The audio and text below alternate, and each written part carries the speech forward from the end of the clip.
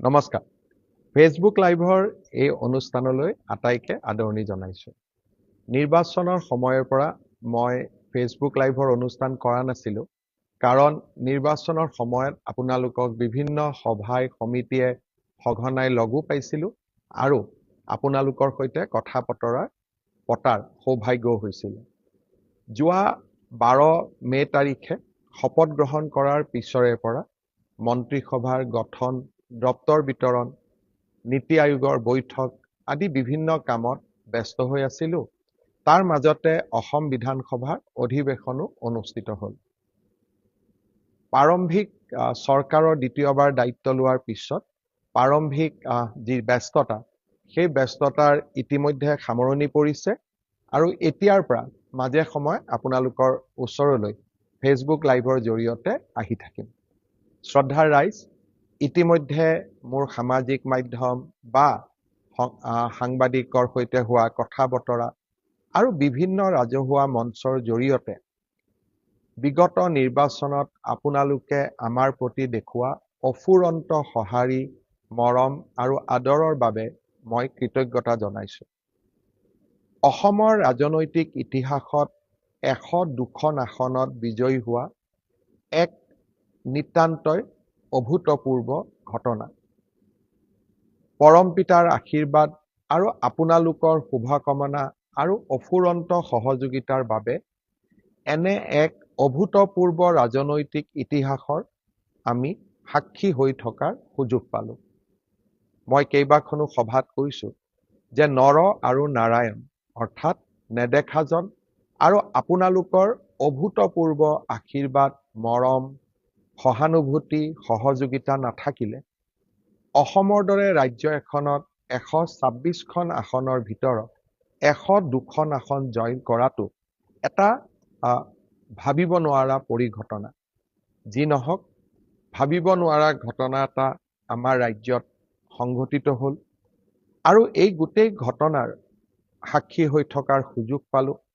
আশীৰ্বাদ যাত্ৰাৰে পৰা আৰম্ভ কৰি নিৰ্বাচনৰ ফলাফল ঘোষণা নোহোৱা দিন পৰ্যন্ত আপোনালোকৰ যি মই মৰম, আদৰ লাভ কৰিলোঁ, তাক মই জীৱনত কেতিয়াও পাহৰিব নোৱাৰোঁ আৰু জীৱনৰ শেষ দিনটোলৈকে আপোনালোকৰ এই মৰম আৰু আদৰক মই সন্মানেৰে সৈতে মোৰ স্মৃতি কোঠাত মই জীয়াই ৰাখিম আৰু সদায়ে মোৰ কাম কাজ আৰু সেৱাৰ জৰিয়তে আপোনালোকৰ এই সহযোগিতা, আশীৰ্বাদক কিঞ্চিত হ'লেও উভতাই দিয়াৰ প্ৰচেষ্টা কৰিম। অসমৰ বিকাশ আৰু চৌফালে অসমৰ বিকাশে হ'ল আমাৰ ৰাজনীতিৰ মূল লক্ষ্য। আজি আমাৰ ৰাজ্যখন যোৱা 2014 চনৰ পিছত বিভিন্ন ধৰণে শক্তিশালী হৈছে আৰু আজি অসমবাসী আৰু অসমীয়া আমি ৰাজনৈতিক, অৰ্থনৈতিক, সাংস্কৃতিক সকলো দিশৰ পৰা চহকী হৈছোঁ। প্ৰধানমন্ত্ৰী নৰেন্দ্ৰ মোদীয়েও আমাৰ ৰাষ্ট্ৰৰ আটাইতকৈ নিৰন্তৰভাৱে কাম কৰি থকা দীৰ্ঘকালীন প্ৰধানমন্ত্ৰী হোৱাৰ অভিলেখো সৃষ্টি কৰিলে। মই এই আপাহতে প্ৰধানমন্ত্ৰী নৰেন্দ্ৰ মোদী ডাঙৰীয়াকো তেওঁৰ অভূতপূৰ্ব ৰাজনৈতিক সফলতাৰ বাবে ধন্যবাদ আৰু কৃতজ্ঞতা জনাইছোঁ। অসমবাসী আৰু অসমীয়াৰ প্ৰতি তেওঁ দেখুওৱা অভূতপূৰ্ব মৰম আৰু সহযোগিতাৰ বাবেও মই আকৌ এবাৰ তেখেতক কৃতজ্ঞতা জনাইছোঁ। ৰাজ্যৰ দায়িত্বভাৰ গ্ৰহণ কৰাৰ পিছৰে পৰা আমি ইতিমধ্যে আমাৰ কৰ্মযজ্ঞত আমি নিজকে নিয়োগ কৰিছোঁ। আমাৰ ৰাজ্যত বিধানসভাৰ জৰিয়তে প্ৰথম এমাহৰ ভিতৰতে ইউনিফৰ্ম চিভিল কোড অৰ্থাৎ UCCৰ যি অনুমোদন বিধানসভাৰ জৰিয়তে আমি যি অনুমোদন লাভ কৰিলোঁ, সি আমাৰ এক ডাঙৰ নিৰ্বাচনী প্ৰতিশ্ৰুতি পূৰণো হ'ল আৰু সামাজিক ন্যায় প্ৰতিষ্ঠাৰ ক্ষেত্ৰত ই এক মহা ঘটনালৈ ৰূপান্তৰ পালে। যোৱা কেইটামান দিনত আমি কেইবাটাও গুৰুত্বপূৰ্ণ সিদ্ধান্তও গ্ৰহণ কৰিছোঁ।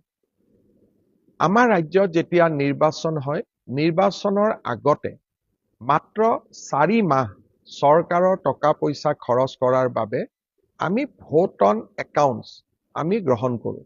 কাৰণ নিৰ্বাচনত কোন ৰাজনৈতিক দল জিকিব সি ঠিক হৈ নাথাকে। নিৰ্বাচনৰ পিছতেই যাতে এখন পূৰ্ণাংগ বাজেট দিব পৰা যায়, সেইবাবে নিৰ্বাচনৰ সময়ত মাত্ৰ 4 মাহৰ বাবে দৰমহাকে ধৰি প্ৰয়োজনীয় খৰচখিনি কৰাৰ বাবে আমি ভোট অন একাউণ্টছ বাজেট গ্ৰহণ কৰোঁ। নিৰ্বাচিত চৰকাৰে আহিয়েই এখন পূৰ্ণাংগ বাজেট দাখিল কৰে। অহা 6 জুলাইৰ পৰা অসমত বিধানসভাৰ অধিৱেশন আৰম্ভ হ'ব আৰু পূৰ্ণাংগ বাজেট আমি জুলাই মাহত গ্ৰহণ কৰিব পাৰিম। আমাৰ আই মাতৃসকলে বিভিন্ন উন্নয়নমূলক আঁচনিৰ লগত যোৱা মাহটোত নিজকে জড়িত কৰিব পৰা নাই। কাৰণ আমাৰ ভোট অন একাউণ্টছ বাজেটৰ বাবেই আমি এনেধৰণৰ উন্নয়নমূলক কাম কাজসমূহ কৰিব পৰা নাই। মই ইতিমধ্যে সংবাদ মাধ্যমত কৈছোঁ, কিন্তু আজি মই আপোনালোকক আকৌ এবাৰ ক'ব খুজিছোঁ যে আগষ্ট মাহৰ প্ৰথম সপ্তাহৰ পৰাই মই চেষ্টা কৰিম 2 বা 3 আগষ্টৰ পৰাই আপোনালোকে অৰুণোদয় আঁচনি আগৰ দৰে লাভ কৰিব। আগষ্ট মাহৰ পৰা অৰুণোদয় আপোনালোকে মাহেকীয়া নিয়মিতভাৱে পাই থাকিব আৰু আপোনালোকে অলপো চিন্তা কৰিব নালাগে। সেই ধৰণে আমি যিটো কম দামত চেনি বা দাইল দি আছিলোঁ, সেই আঁচনিখনো আমি আগষ্ট মাহৰ পৰাই আৰম্ভ কৰিম। অৱশ্যে আমি ইয়াক অকণমান নতুন ৰূপত লৈ আহিম। সেই বিষয়ে আমাৰ পূৰ্ণাংগ বাজেটত আপোনালোকে শুনিবলৈ পাব। নিযুত মইনা, নিযুত বাবু, এই প্ৰত্যেকবোৰ আঁচনি, জীৱন প্ৰেৰণা, এই প্ৰত্যেকবোৰ আঁচনি আমি আগষ্ট মাহৰ পৰা আৰম্ভ কৰিম। বহুতে মোৰ ফেচবুকত প্ৰশ্ন সোধে, মামা জীৱন প্ৰেৰণা কেতিয়া পাম, নিযুত মইনা কেতিয়া পাম? আমি গোটেইবোৰ আঁচনি আগষ্ট মাহৰ পৰা আপোনালোকক দিয়া ব্যৱস্থা কৰিম আৰু তাৰ পিছত সমগ্ৰ সময়ছোৱাত আপোনালোকে এই আঁচনি নিৰবিচ্ছিন্নভাৱে পাই থাকিব। এই আঁচনিসমূহ চলি থকাৰ লগতে আমি অসমৰ বাবে গ্ৰহণ কৰা ডাঙৰ ডাঙৰ আঁচনিবিলাকৰ কামো এই সময়ছোৱাত আগবঢ়াই লৈ গৈ আছোঁ। গুৱাহাটী ৰিং ৰোডৰ নিৰ্মাণ কাৰ্য ইতিমধ্যে আৰম্ভ হ'ল। কাজিৰঙাৰ এলিভেটেড কৰিডৰৰ নিবিদা প্ৰক্ৰিয়া ইতিমধ্যে আৰম্ভ হ'ল। অহা এমাহৰ ভিতৰত নুমলীগড় আৰু গহপুৰৰ মাজৰ যি আমি প্ৰায় 18,000 কোটি টকাৰে সুৰংগ নিৰ্মাণ কৰিম, তাৰো নিবিদা প্ৰক্ৰিয়া এই মাহৰ ভিতৰতে অৰ্থাৎ জুলাই মাহৰ ভিতৰতে আৰম্ভ হ'ব। ইয়াৰ উপৰিও মই নতুন দিল্লীত থকা সময়ছোৱাত প্ৰধানমন্ত্ৰী নৰেন্দ্ৰ মোদী ডাঙৰীয়া আৰু কেন্দ্ৰীয় পথ পৰিবহণ মন্ত্ৰী নীতিন গাডকাৰী ডাঙৰীয়াক লগ পোৱাৰ মোৰ সৌভাগ্য হৈছিল। তেখেতসকলে মোক 3টা আঁচনি অসমৰ বাবে খুব তৎপৰতাৰে অনুমোদনৰ প্ৰতিশ্ৰুতি দিছে। ইয়াৰ প্ৰথম আঁচনিটো হ'ল বাইহাটা চাৰিআলিৰ পৰা তেজপুৰৰ মিছন চাৰিআলিলৈকে এই সমগ্ৰ পথছোৱা 4 লেনযুক্ত হিচাপে নিৰ্মাণ কৰা। ই এটা বহুদিনীয়া দৰং আৰু শোণিতপুৰৰ ৰাইজৰ বহুদিনৰ দাবী আছিল। বাইহাটা চাৰিআলি আৰু মিছন চাৰিআলি ৰাস্তা 4 লেনযুক্ত হোৱাৰ লগে লগে ই পোনে পোনে আহি গুৱাহাটীৰ ৰিং ৰোডত খুন্দা খাব। অৰ্থাৎ ৰিং ৰোডৰ পৰাই গুৱাহাটীক টাচ নকৰাকৈ আমি জাগিৰোডলৈ যাব পাৰিম, সোণাপুৰলৈ যাব পাৰিম আৰু ৰঙিয়া আদিলৈকেও আমি ডিৰেক্টলি 4 লেনযুক্ত ৰাস্তাৰে আমি যোৱাৰ সুযোগ পাম। ইয়াৰ উপৰিও আৰু এটা নতুন আঁচনি আমি আনিব খুজিছোঁ। সেইটো হ'ল গুৱাহাটী বিমানবন্দৰৰ পৰা গড়ল, ধাৰাপুৰ, গুৱাহাটী বিশ্ববিদ্যালয় এই 10-12 কিলোমিটাৰ পথ আমি এটা এলিভেটেড কৰিডৰ অৰ্থাৎ 10 কিলোমিটাৰৰ এখন উৰণীয়া সেতু আমি নিৰ্মাণ কৰিব খুজিছোঁ, যাতে গুৱাহাটী বিমানবন্দৰলৈ জালুকবাৰীৰ পৰা মাত্ৰ 7 বা 8 মিনিটতে আমি গৈ পাব পাৰোঁ। এই আঁচনিখনো অহা কিছু মাহৰ ভিতৰতে অনুমোদন হ'ব বুলি ভাৰত চৰকাৰে আমাক অৱগত কৰিছে। তৃতীয়তে আমি এটা ডাঙৰ আঁচনি হাতত লৈছিলোঁ, সেয়া হ'ল শিলিগুৰিৰ পৰা শিলচৰ এটা নতুন এক্সপ্ৰেছ হাইৱে। ইয়াৰে প্ৰথম পৰ্যায় শিলচৰৰ পৰা বৰাপানীলৈ প্ৰায় 25,000 কোটি টকাৰ এখন বিশাল আঁচনি। ই ইতিমধ্যে প্ৰধানমন্ত্ৰী নৰেন্দ্ৰ মোদী ডাঙৰীয়াই শিলচৰত আধাৰশিলা কৰিছিল। এতিয়া ছেকেণ্ড ফেজত এই আঁচনিখন বৰাপানীৰ পৰা গুৱাহাটীলৈ অনুমোদন হ'ব। তৃতীয় পৰ্যায়ত গুৱাহাটীৰ পৰা শ্ৰীৰামপুৰলৈ, আৰু চতুৰ্থ পৰ্যায়ত শ্ৰীৰামপুৰৰ পৰা শিলিগুৰিলৈ ইয়াক কানেক্ট কৰা হ'ব। এই আঁচনিখনো আমাৰ 5 বছৰীয়া কাৰ্যকালৰ ভিতৰতে আমি শেষ কৰিম। এনেধৰণে ভগৱানে কৰিলে গুৱাহাটীৰ পৰা তিনচুকীয়ালৈ এটা এক্সপ্ৰেছ হাইৱে নিৰ্মাণৰ মোৰ মনত ইচ্ছা আছে, তাৰ বিষয়েও আমি নিশ্চিতভাৱে আমাৰ প্ৰচেষ্টা চলাই যাম। ডিব্ৰুগড়ক ৰাজ্যৰ দ্বিতীয়খন ৰাজধানী ঘোষণা কৰা হৈছিল। ডিব্ৰুগড়ৰ উন্নয়নৰ বাবে আমাৰ কেবিনেটে 500 কোটি টকা ব্যয় কৰাৰ বাবে সিদ্ধান্ত গ্ৰহণ কৰিছে। বিধায়ক প্ৰশান্ত ফুকনক এই আঁচনিখনৰ সিলেকশ্যন বা কি কাম কৰিব লাগিব তাৰ কাৰণে তেখেতৰ নেতৃত্বত আমি ছেকেণ্ড কেপিটেল ডেভেলপমেণ্ট অথৰিটি এটা কৰিছো। আৰু নিশ্চিতভাৱে অহা কিছুদিনত মই যেতিয়া ডিব্ৰুগড়লৈ যাম, এই আঁচনি বা এই 500 কোটি টকাৰে আমি কি কাম কৰিম তাৰ বিষয়ে ডিব্ৰুগড়ৰ ৰাইজৰ লগত কথা পতাৰ মই নিশ্চিতভাৱে সুযোগ গ্ৰহণ কৰিম।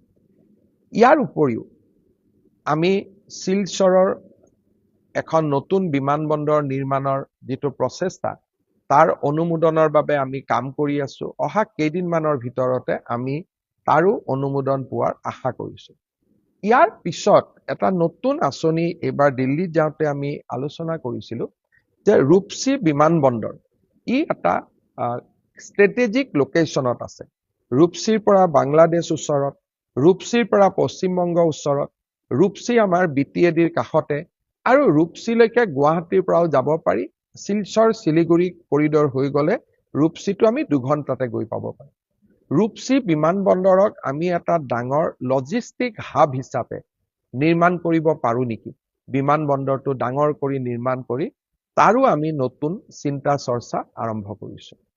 ইয়াৰ উপৰিও নিৰ্বাচনৰ সময়ত আমি এটা প্ৰতিশ্ৰুতি দিছিলো যে ৰাজ্যৰ প্ৰতিখন জিলাতে এখন বিশ্ববিদ্যালয় হ'ব, প্ৰতিখন জিলাতে এখন মেডিকেল কলেজ হ'ব, আৰু প্ৰতিখন জিলাতে এখন ইঞ্জিনিয়াৰিং কলেজ হ'ব। এই প্ৰচেষ্টাৰ অংশ হিচাপে হাইলাকান্দি, হোজাই, বজালি আৰু গোৱালপাৰাত নতুনকৈ 4খন মেডিকেল কলেজৰ নিৰ্মাণৰ প্ৰচেষ্টাও ইতিমধ্যে আমি বিভিন্ন পৰ্যায়ত আৰম্ভ কৰিছো। সন্মানীয় ৰাইজ, অনাগত 5টা বছৰত মই মাত্ৰ কেইটামান সৰুকৈ মোৰ মনত পৰা আঁচনিৰ কথা ক'লো। অনাগত 5টা বছৰত অসমখনক সজাই পৰাই এখন সৰ্বাংগ সুন্দৰ ৰাজ্যলৈ ৰূপান্তৰ কৰাৰ প্ৰচেষ্টা মই অব্যাহত ৰাখিম। বহুদিনে বন্ধ হৈ থকা কামাখ্যা কৰিডৰ নিৰ্মাণৰ কামো ইতিমধ্যে আৰম্ভ হ'ল।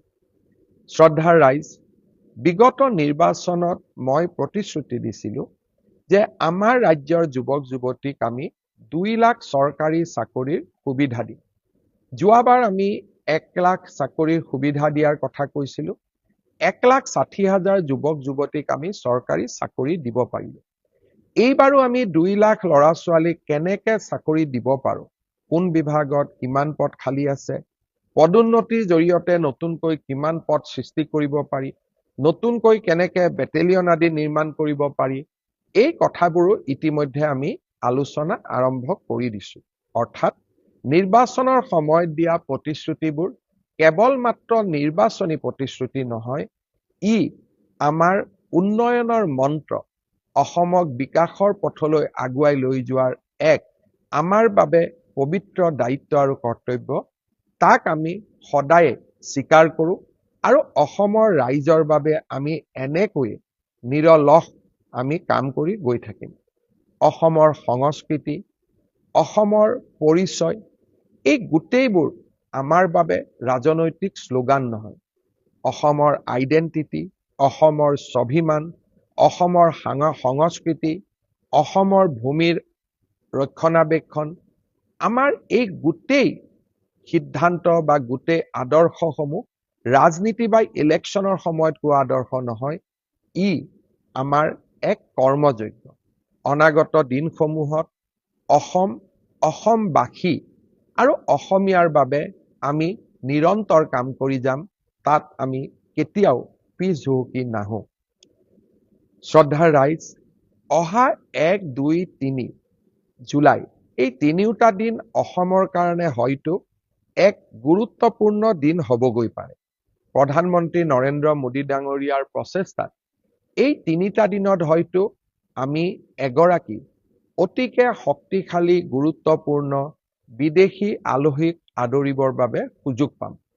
চৰকাৰীভাৱে ই ঘোষণা হোৱা নাই, তথাপিতো আমি আশা কৰিছো যে প্ৰধানমন্ত্ৰী মোদী ডাঙৰীয়াই 1, 2, 3 তাৰিখে অসম গুৱাহাটী ভ্ৰমণ কৰিব আৰু তেখেতৰ লগত আৰু এগৰাকী শক্তিশালী আলহী বা প্ৰভাৱশালী আলহী বা এগৰাকী আন্তৰ্জাতিকভাৱে পৰিচিত আলহী আমাৰ অসম ভ্ৰমণ কৰিব, গুৱাহাটী ভ্ৰমণ কৰিব। তাৰ কাৰণে মহানগৰীখনক সুন্দৰভাৱে সজাই পৰাই তোলাৰ আমি ব্যৱস্থা আৰম্ভ কৰিছো। কাৰণ এনে ধৰণৰ অতিথিক আদৰাৰ সুযোগ হয়তো এজন মানুহৰ জীৱনকালত এবাৰেই হ'ব পাৰে। এনে ধৰণে আমি যাতে আমাৰ আলহীক উপযুক্ত ধৰণে আমি আদৰণি জনাব পাৰো, তাৰ কাৰণে আমি মহানগৰীৰ সৌন্দৰ্য বৃদ্ধিৰ বাবে ব্যৱস্থা হাতত লৈছো। আপোনালোকৰ মই সহযোগিতা আশা কৰিম। এই কেইটা দিন আমি যাতে আমাৰ অতিথি পৰায়ণৰ উৎকৃষ্টতম উদাহৰণ দিব পাৰো, তাৰ বাবে মই ৰাইজৰ সহযোগিতা বিচাৰিম। আৰু যি সময়ত মহানগৰীখনক সুন্দৰ কৰাৰ প্ৰচেষ্টা হ'ব, কৰবাত নহয় কৰবাত ৰাইজৰ কিছু ক্ষতিও হ'ব।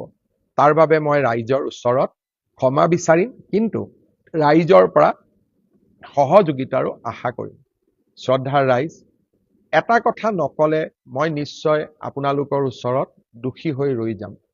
যোৱা কেইটামান দিনত অসমত বা আমাৰ দেশত পেট্ৰল ডিজেলৰ মূল্য বৃদ্ধি পাইছে আৰু তাৰ ফলত সৰ্বসাধাৰণ ৰাইজৰ কষ্টও হৈছে।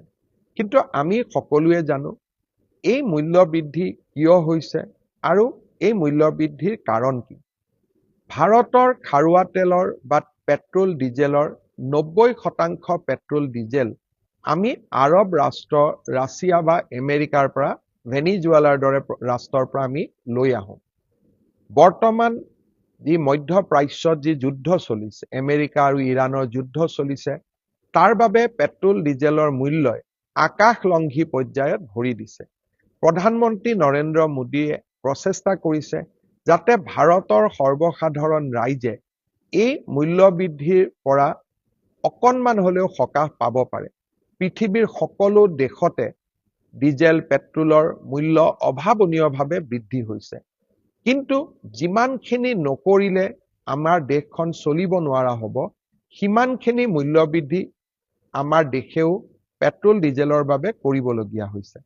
আৰু আমাৰ ৰাজ্যখনেও এই যুদ্ধৰ বাবে সমগ্ৰ দেশৰ লগতে অকণমান হলেও বিত্তীয় অসুবিধাৰো সন্মুখীন হৈছে। নিৰ্বাচনৰ পিছতেই আমি এই বিত্তীয় অসুবিধাৰ সন্মুখীন হোৱাটো আমাৰ কাৰণেও চিন্তাৰ বিষয়।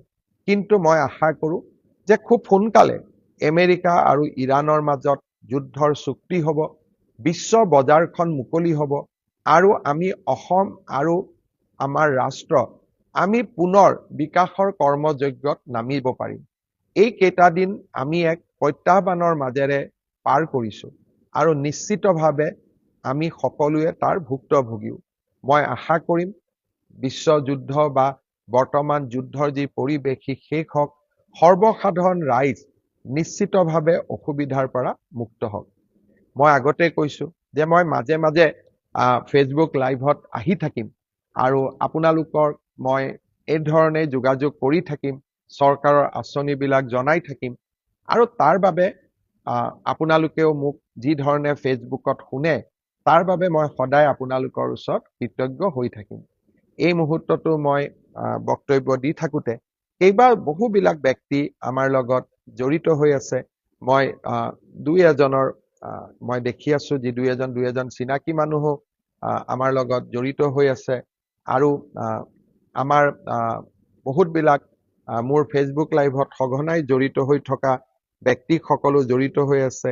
ৰাজু তালুকদাৰ, তেখেতে আমাৰ ফেচবুক লাইভৰ অনুষ্ঠান শুনি আছে। কামিনী পাটোৱাৰী আমাৰ অনুষ্ঠান শুনি আছে। বিজয় নাগ আমাৰ অনুষ্ঠান শুনি আছে। বিধায়ক অৰূপ কুমাৰ দে আমাৰ অনুষ্ঠান শুনি আছে। বিধায়ক মানৱ ডেকা আমাৰ অনুষ্ঠান শুনি আছে। এই ধৰণে বহুবিলাক ব্যক্তিয়ে আমাৰ এই অনুষ্ঠান উপভোগ কৰি আছে।